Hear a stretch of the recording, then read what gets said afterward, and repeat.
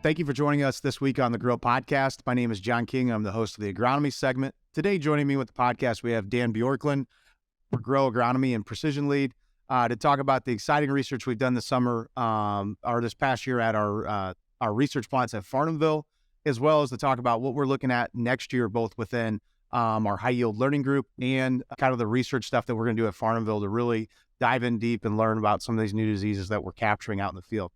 We'll also be joined by members of the team from Tyrannus to discuss the capabilities of their new program and how it is really going to change the game for scouting across your field to make you more efficient in finding diseases, weeds, nitrogen deficiencies, nutrient deficiencies all across the board to really make you more efficient with what you're doing.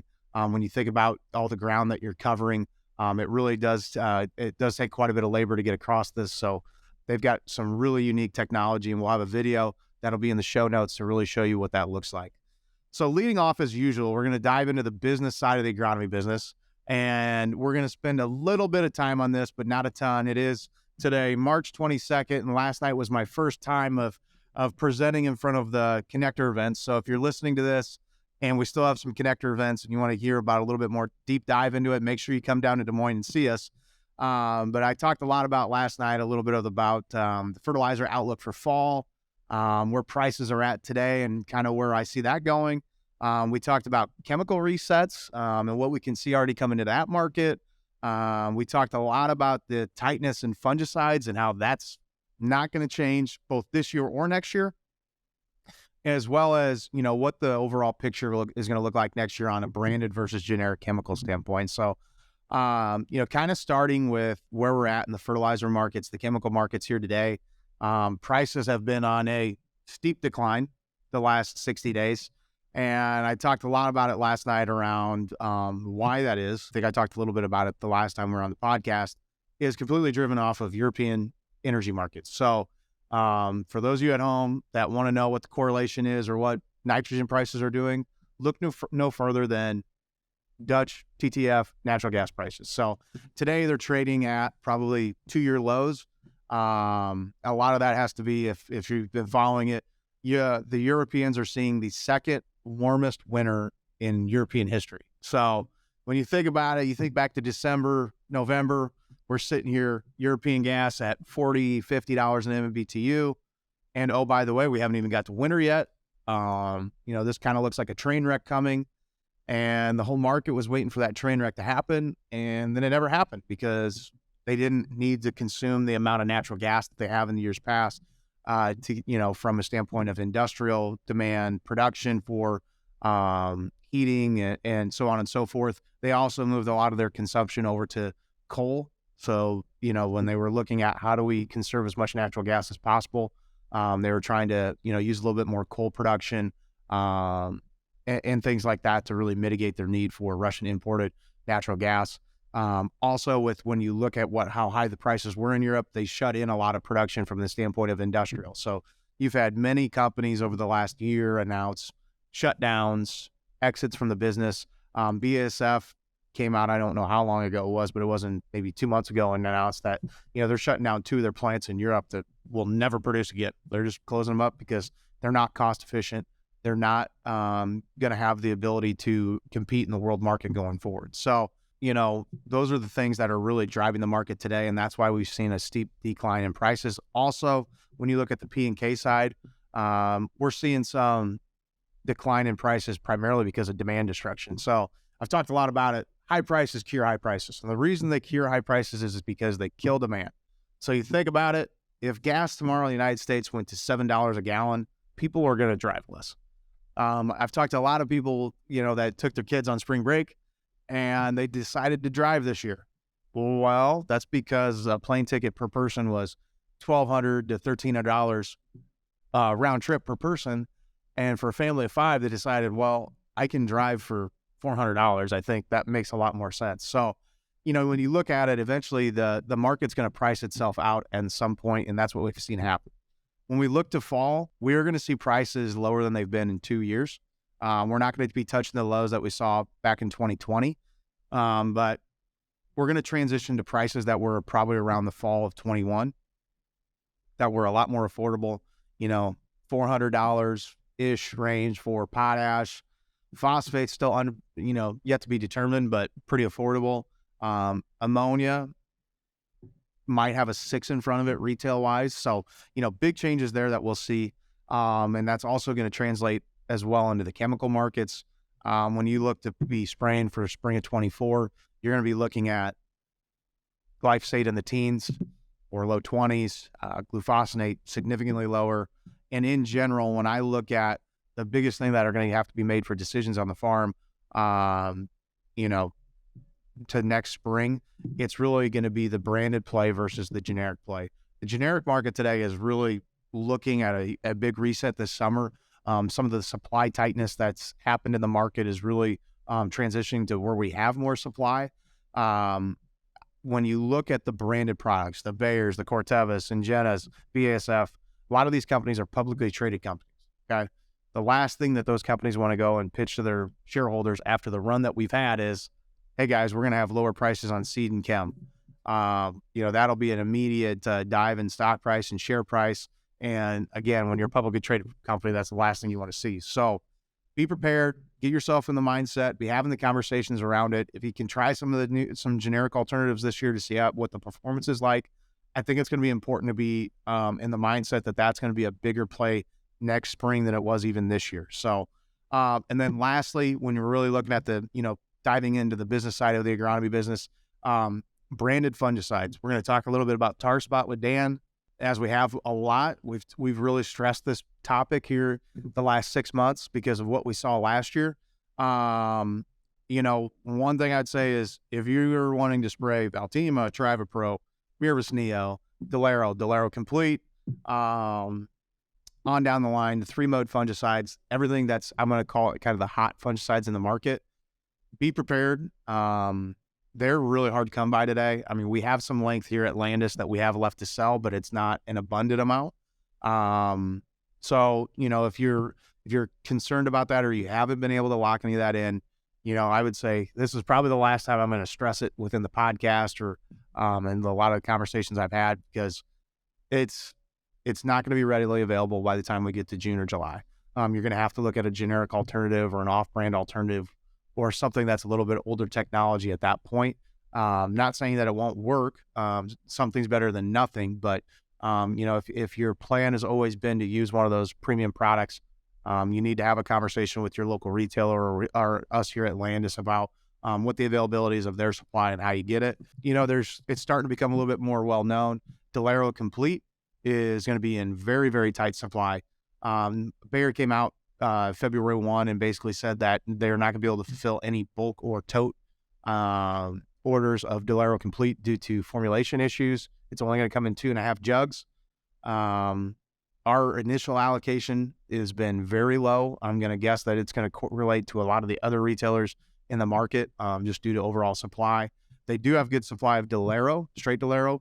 But if you haven't heard from your local retailer about the situation on Delaro Complete, it would be a good thing to reach out to them and ask them what the supply looks like if you've had it booked, or if you need to make changes. And again, not trying to scare anybody, but it is the reality of the situation today and needs to be something that needs to be brought up or at least make sure you're aware of. Kind of pivoting now, we're going to talk about some fun stuff with Dan. And Dan has been traveling all over the Midwest and in different parts of the United States, learning this winter about different new products that are coming, companies, what they're doing. He attended an innovation summit for our IEP owners down in Arizona. So we've really been focused on sending Dan to learn more about what are the new things in agronomy that we can bring back to Iowa and really play a key benefit for our members. So Dan, as always, good to have you here, buddy. Thanks, John. I think we're going to start the segment off a little bit by talking about the Farnhamville research plot. So anybody that's not aware of that, at our Farnhamville main location, we've got 160 acres there that we have dedicated toward truly doing research. And when I say research, everybody talks about plots, and Matt talked about it last night, the hot plot days where you're out there picking ears and looking at stuff. And, yes, that's maybe a little bit old school, but it's still important to what we do from learning. So we're going to talk a little bit about what we found last year that was significant, to also what we're really going to focus on next year to really gain understanding, provide information on products or really processes that work that we're seeing within the market. So Dan, fire away on what we found last year, my man. Oh, we had a tremendous number of plots last year. One of my favorite ones was we were looking at nitrogen rates by hybrid to see if there was a difference. We looked at rates, and then we also looked at timing, fall versus spring. We used two different genetics. We're not going to go into the weeds on this. If you have any questions on this, you can talk to your Landus account lead because they have that information. Bottom line is, we did find that some hybrids could get the same yield as a different genetic style with 50 pounds less nitrogen, which is what we wanted to test because we talked about genetics and genetic families over the time, but we were able to provide statistical information. And John, I want to differentiate what we're doing versus those plots that you're talking about. I think that's important. When you think of a plot in the past, we had like maybe 30 feet for each entry by 1,000 feet long. So you're talking about maybe 7/10 of an acre. We go through and we take a weigh wagon and we measure that and we get one data point for that area. What we're doing this year is we're taking data points spatially every second as we go through with combines that we have today. So instead of one data point per trial at Farnhamville, we get several hundred. So instead of having an average of everything together and you get one shot and you don't know what impact at one end of the field was on the other, you're getting a much better statistical analysis. And that's how we found the difference in the nitrogen. And when you're looking at biologicals, which I've been at Landus 15 months now, and I bet you we've taught, I mean, I don't want to exaggerate, but it's been 50, 60, 70 companies. It's a lot of companies, and they call every week. And everybody has 3 to 5 bushels more than everyone else. So how do you test it? And when we went, well, this brings me back to our first podcast we ever did. It was about biologicals, right? Yeah. We talked about that. The Wild West. The Wild West and biologicals. And I mean, Dan is so right in this. The farmer needs a partner on really understanding what these technologies are. And that's what we did last year. That's what we're going to continue to do. You know, a key distinction here is that when you think of biologicals, people think about bugs in the jug. Those are live microbes that, yes, you want to soil apply them, you want to get them on the plant, you want them to do what they're going to do. I mean, the very first one that we used for the last several decades was Bradyrhizobium on soybean inoculum. It was live. Today, we're looking at products that are biostimulants. They're the byproduct of what that biological species was. Those go on the plant and they do the same thing, but you don't have to keep them alive. You've got the regular biologicals, and then you've got the microalgae. Yes, that will feed the natives. The bottom line with all this, to avoid being confused about it, is that you need good, solid data, and you need a lot of it. And that's what we're doing at Farnhamville. This year we have trials very specifically pointed to some of these biological products. We kind of like the biostimulants, John. Those products that you put on that mimic what that live microbe was doing, but you have a much better shelf life. Yeah, and I think, from where we're going with our company, and then the last podcast we talked about our expansion at Boone and our ability to really become I'm not going to say a manufacturer, but a buyer of technology to then formulate it into our products on a wide array, whether it's liquid AMS, whether it's a true foliar, starters. But the thing that I'm excited about with what we've researched, and again, we've sent Dan to North Carolina, we've sent him to Texas, we've sent him to Arizona, he's been to California to really learn and understand better what, when you think about it, we're dealing with corn and soybeans, but you get out to Arizona, California, where they're dealing with high specialty crops, there's always something to learn from those companies that are doing different things. And, there's a lot of data going into what these companies are finding. So Dan, tell them a little bit about when you went out on your one trip. We won't get too specific where it was at just because we want to we're doing some more analysis on it, but what you were finding from that company on just the uniqueness and the technology that they're coming with. They were looking at a biostimulant, that you would apply to the root system, to the soil. And we don't talk about this enough, John, but the key part of getting good yield is what happens right around that root hair, which is the rhizosphere. And again, we haven't talked about it much, but the plant actually will put an exudate out of its root, and it will acidify around that root hair. And that's what allows you to take in things like phosphorus, because the pH can have such a big impact, especially in our high pH soils we have in the Des Moines lobe. Well, they had a product that they were testing this, and they had 2 plants with root systems growing in a neutral pH gel. They applied the biostimulant, and where they applied it, you could see the roots had this yellow glow of acidification, which was providing more uptake of the phosphorus. We're going to be able to show that in some of our trials this summer and next winter of what these products do, but it was fascinating. So it wasn't just that they were showing us, hey, we got 3 to 5 bushels more. They were looking at the why. Why do we get that? And not a lot of people talk about that. So that's part of what it was a fantastic 2-3 months. Well, and I've been to the same place Dan's been, and just seeing that the true technology. I mean, it is literally, it's not somebody making stuff in their bathtub and kind of seeing what comes out of it from, previous years past of some understanding. I mean, they are literally trying to find new innovative products that they can take to the EPA, get a registration for this, and then, bring it to life with new products.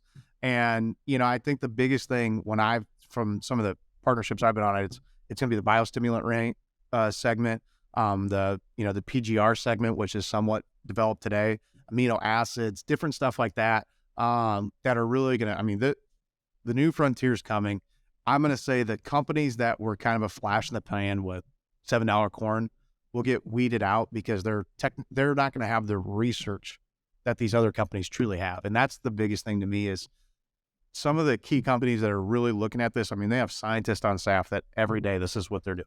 They're trying to find new ways into the market. So along with that, kind of about what Dan was talking about as well on the, back to the Farnhamville plots around the nitrogen, hybrids by nitrogen by hybrid. Right. We will post that in the show notes as well. We have some really good presentation on what that looks like from the data we are capturing and how we are analyzing that. So we'll put that in as kind of an opportunity for everybody to look at. I'm going to tell you right now, Brad Sherwin does a lot of the data analysis on that. It will look confusing. It is a very data-driven around, statistics and what the statistics mean, and as he's getting it off the machine, but it's very interesting on what we're finding. And what I, like Dan talked about, it's not like we're taking a way wagon out there and saying, all right, guys, we succeeded. No, it's really looking at, how do we clean the data? How do we really look at it from a true standpoint of equals and understand the true probability of these products working in large field trials. And the nice thing about having the Farnhamville research plot, and we're going to kind of lead into what we're looking at for next year, is we can apply concepts and products on a small scale, see what it looks like, and then take and apply them on a bigger range of variables. So we're going to talk a little bit about what we're looking at next year at Farnhamville. Then we're also going to talk about how we're going to integrate that within our high yield learning group and the drone that we purchased, and we'll get some pictures of that people can see. We'll put a link to the DGI website so you guys can kind of see what that looks like in action. But so Dan, let's talk a little bit about what we're going to research this year and the why. Well, you think about it, we've done an excellent job over the last, 10 to 15, 20 years of raising yields up in those high yield areas to 250 to 275. We've done a great job of looking at the macronutrients, the secondary nutrients, the micronutrients. How do you get to 300 bushel average? That was the whole thing we were talking about with doing high yield learning groups, is to try to get to 300 bushel average. I think we found that this whole biological arena, what's going on below ground, is really critical to that. And so we've mentioned some of it. With the various trips we had around the country this year, we initially had somewhere about 35 different products that we screened down to about 15. And the whole idea is these were the ones that look like they have the highest potential to have impact.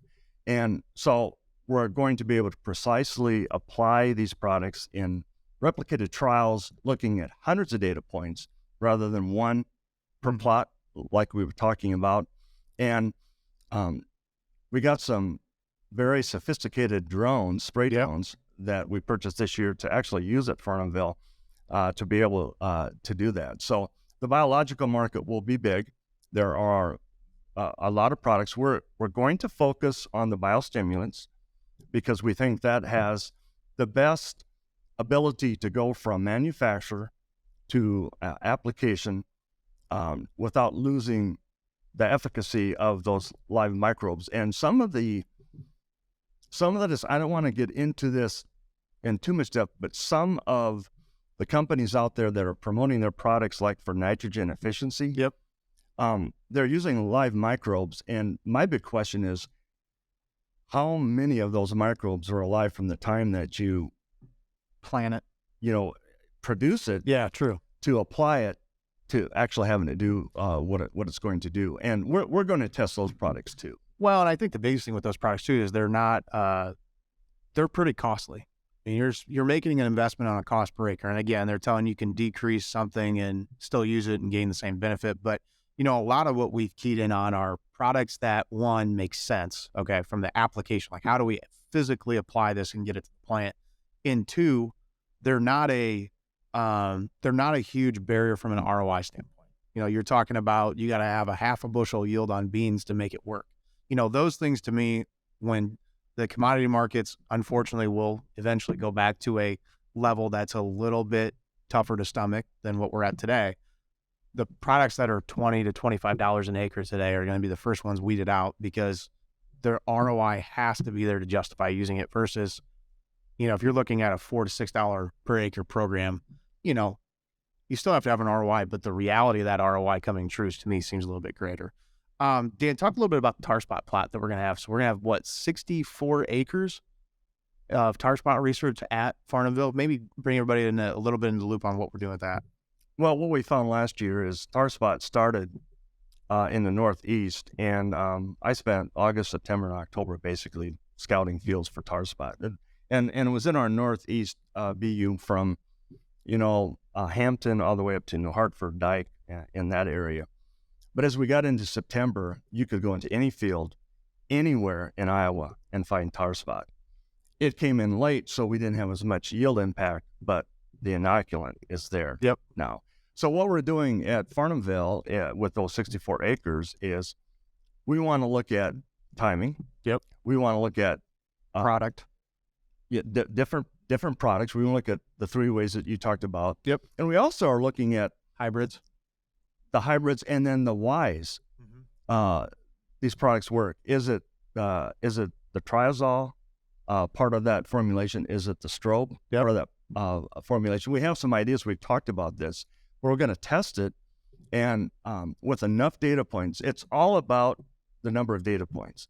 You want hundreds and thousands of data points rather than 15, 20, or 30. And John, I hate to say it, but in meeting with many, many companies over the last 3 months, when they would give us their data was maybe based off of 2 or 3 states, maybe 3 locations, 4 reps.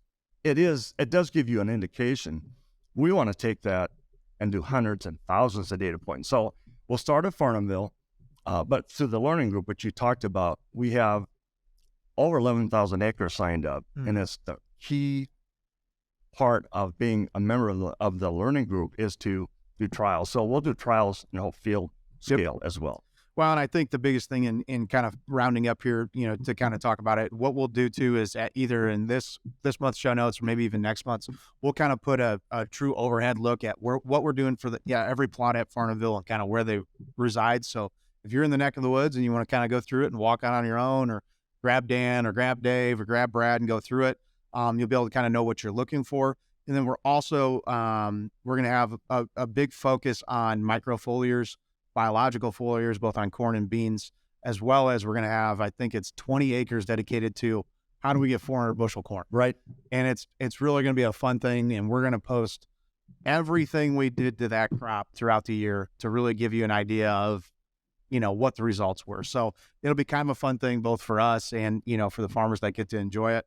And then, within the high yield learning group, we're definitely going to be using some of that ground that's in, really production agriculture to look at different things that we can do to increase yield, on everybody's acres that they're doing. The best part about it with the drone is the fact that we can go out and hit 20 acres without having to grab the Hagee that, believe it or not, cost a ton of money to take from, spraying, the entire field and trying to get stuff done for the farmers that we service. We can kind of do this on our own and really use it for a trial basis. So those will be heavily used probably around that Dike, New Hartford area, a little bit in Rake, probably not quite as much up there just due to trying to get up there. But for sure in that Farnhamville early area where we've got them, if you know Adam Schleisman, call Brad, call Dave, call those guys if you got some ideas around something you would like to see on some of your ground. So pivoting, we're gonna bring the team in from Tyrannus, and we're gonna talk about really what their capabilities are and how we've partnered with them.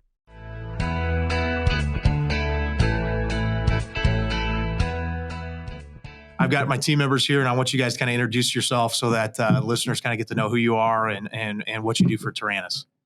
Sounds great. Thanks, John. Thanks for having us. I'm Sarah Betzold, and I'm the director of the US West, so west of the Mississippi.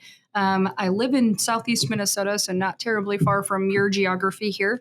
And we have regional sales managers on my team from Fargo out to Colorado, all the way down to Lubbock, Texas. Awesome. So work with that team. Awesome.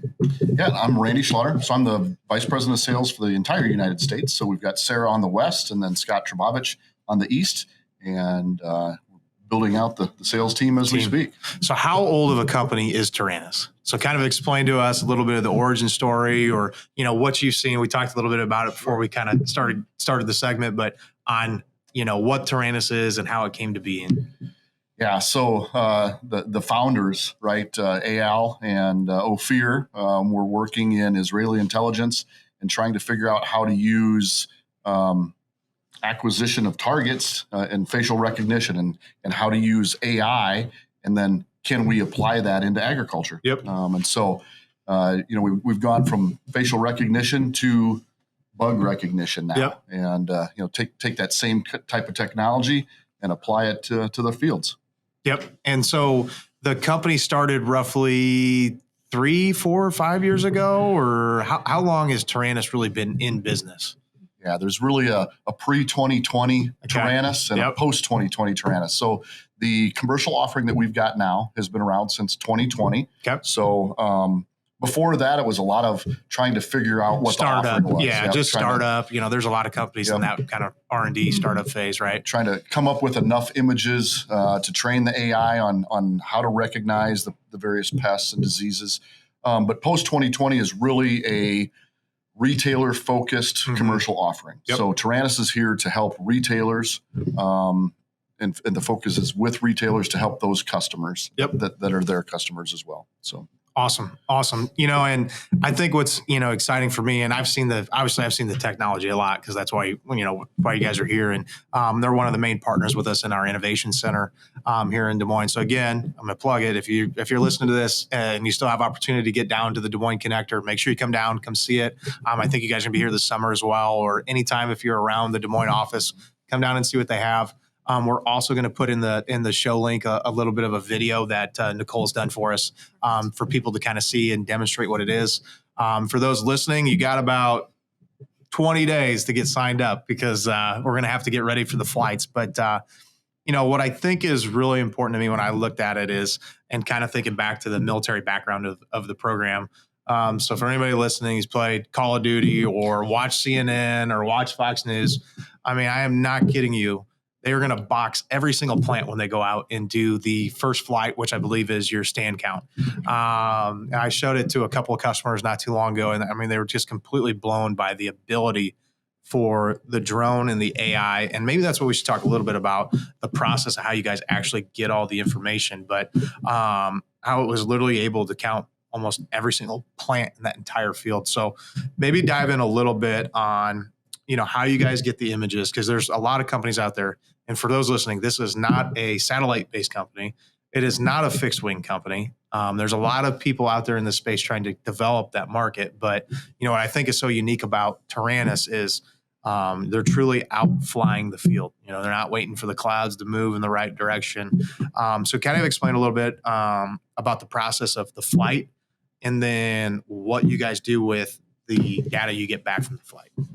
So to take one step back, Okay. Commercially, Taranis has been available for just a couple of years, but it's been 7-8 years now that we've been building that library. Okay. And what I mean by that is training the machine, right? Mm-hmm. The artificial intelligence machine with hundreds of millions of images to say, this is a grasshopper. Mm-hmm. This is water hemp. Yep. This is a tar spot example. And so that's really the power of Taranis, is the training of the machine so that we can count every single one of those soybean plants, even when they're at very small, very, very small VE stage, right? Yep. And so that's really the power behind what we can do for your growers. Yep. And so when we think about it, how do we do this? It really starts with getting the image. So we're going to come out to your farm, John, and our pilots are going to fly drones over your fields. Yep. They're going to capture those images. We're going to immediately send those images into the machine, and it's going to come back and give you the analytics behind it so that you can take some action. Yep. And what action do we mean? Hey, you've got a weed outbreak in this area of the field that maybe you wouldn't have even seen if you were scouting either from the road or maybe just walking in the field. I think Dan said earlier, hundreds of thousands of data points is far more valuable than the couple that you grab. And so that's really the power of Taranis, is how can we take those images, put the analytics behind them, and then bring you something back that you can take action on to increase your yields. Well, and what I love about the program too is, part of it is, you're getting the flights, you're getting the data, but you're getting a dashboard. So, if you're farming 2,000 acres and then they're all in Taranis, you're getting a dashboard of what it looks like across all your acres. So you've kind of know, like, okay, I have a true stand count issue across the majority of my acres. Maybe there was something wrong with my planter. Maybe there was something wrong with the time that I did plant.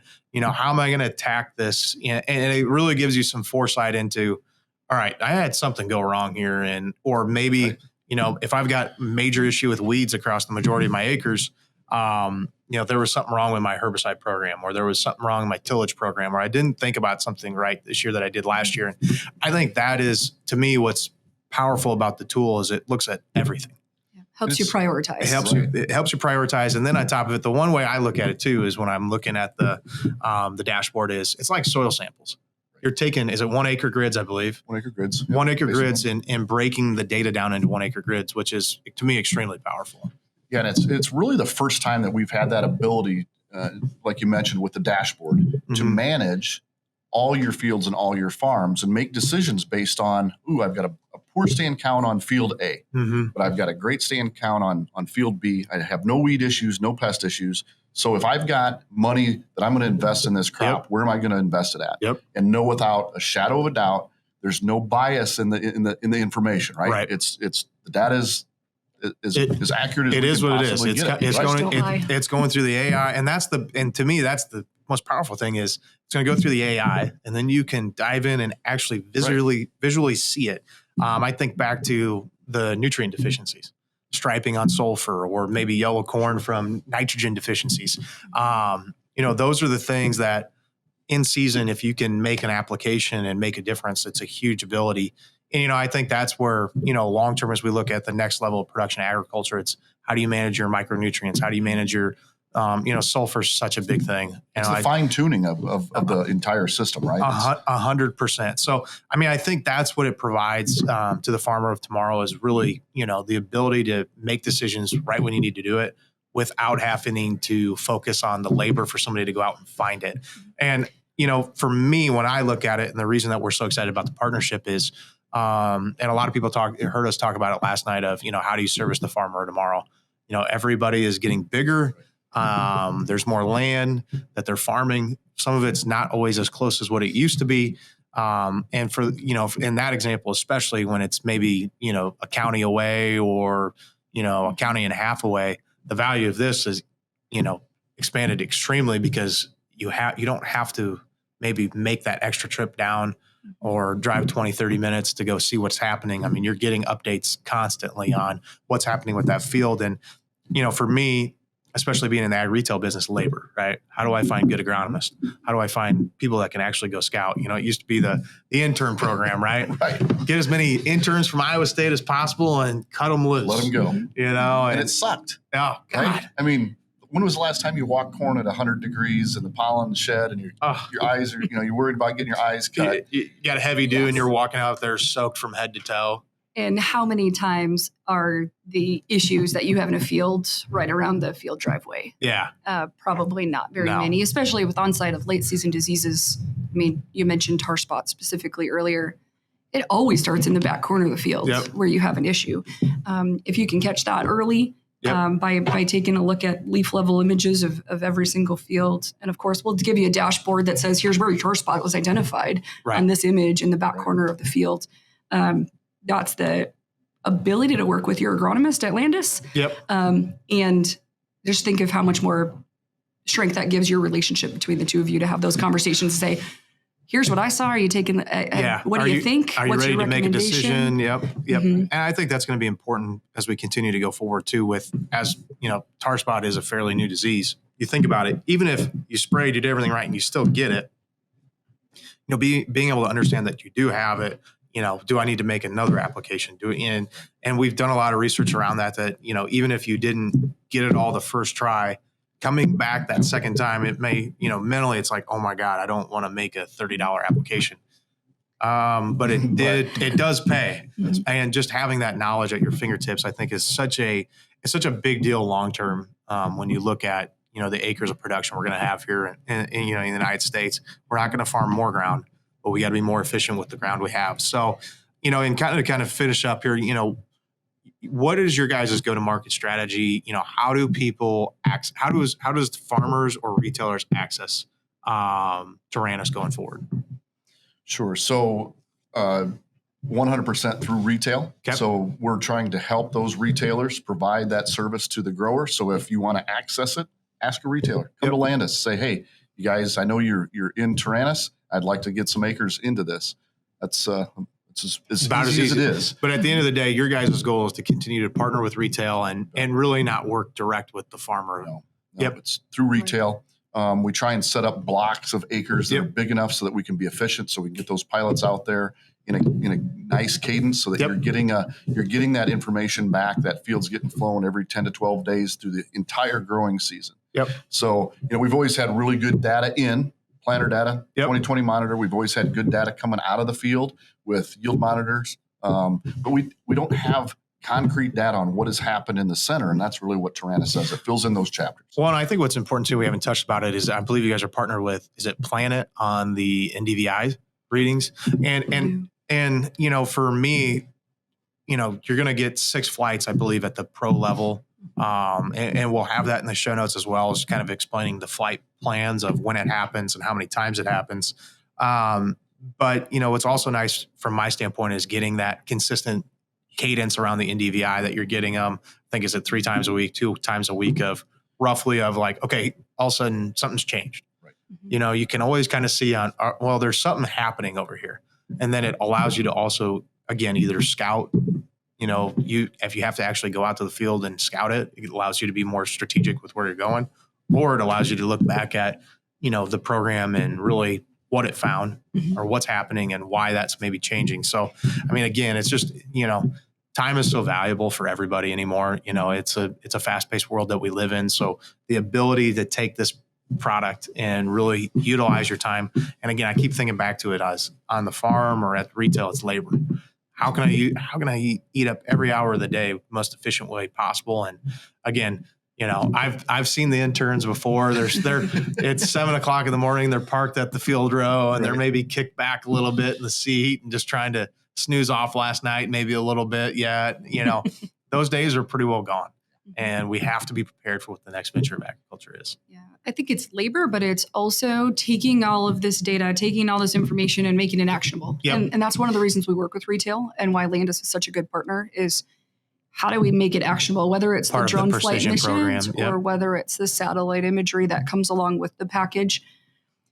The plus one of Taranis is adding those anomalies in of, hey, where are we improving field health, where are we degrading field health? But it's really the actionable, right? We make it easy to understand and point your spray in the right direction and put the right mix in the tank, along with your Landus team. So, well, and to kind of close up, my comments would be is, if anybody's listening out there and they're not even maybe in our Landus geography and you're not offered Taranis by your local retailer, feel free to give us a call at 515-800-GROW on our Grow Solutions Center hotline.